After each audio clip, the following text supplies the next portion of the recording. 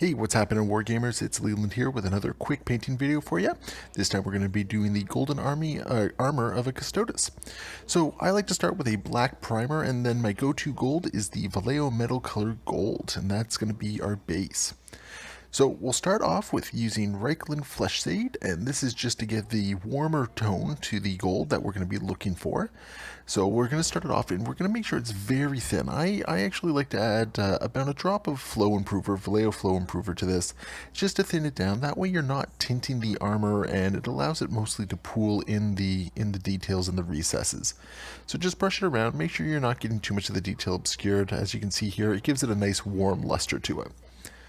So once we are done with that, we're going to move on to the Druchii Violet, and what we're going to do is once again water it down with a drop of Vallejo Flow Improver, and then we're just going to deliberately add it to certain points on the model itself. We don't want to go too heavy with it because we don't want to tint the armor purple.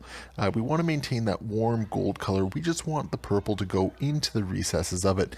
Gives a little bit of a two-tone effect, cools it down a little bit, gives it a bit of luster, and in the end it gives it a really nice look to the overall model. So as you can see, we're just being very careful about how we apply it. Make sure that it's not going on too heavy anywhere. There's no pooling, no streaking, anything like that. We just want to make sure that it complements the warmer tones. So it essentially acts as shadows.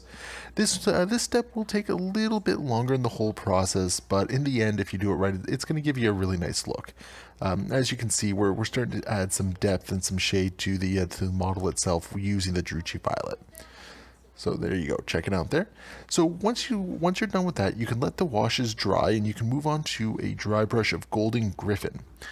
And this is just to hit the edges of the gold armor, just to sort of tie everything together, give it a little bit of brightness on the extreme edges. So mostly focus in on the highest points, anywhere the light would naturally be hitting the armor. And just make sure you're not going too heavy, because you don't want to obscure the work we've done with the Leland Flesh Shade or the Druchii Violet. So just build up nice and gradually. You don't have to do anything too heavy on it. As with dry brushing, less is always more. So it just cleans it up a little bit, gives it a little bit more of a solid look to it. So after that, we are going to hit it with the final highlight, and that's going to be some Necron Compound. Now this one you want to go very light with, because if you go too heavy, you're going to erase the gold effect. So just take the Necron Compound and just lightly brush it on, again, just on the highest points. The whole idea here is you just want to get the silver reflecting on where the highest points of the lights would be, just to give it that little bit of brightness and complete the contrast between the Druchii Violet upwards to the Necron Silver here.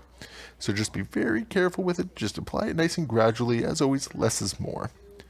So there you go, you can take a look at the final effect right there. You got the tones from the purple up to the silver, gives a nice solid gold effect to it. So there you go, that's just a nice quick video on how I go about doing the gold armor for my Custodes.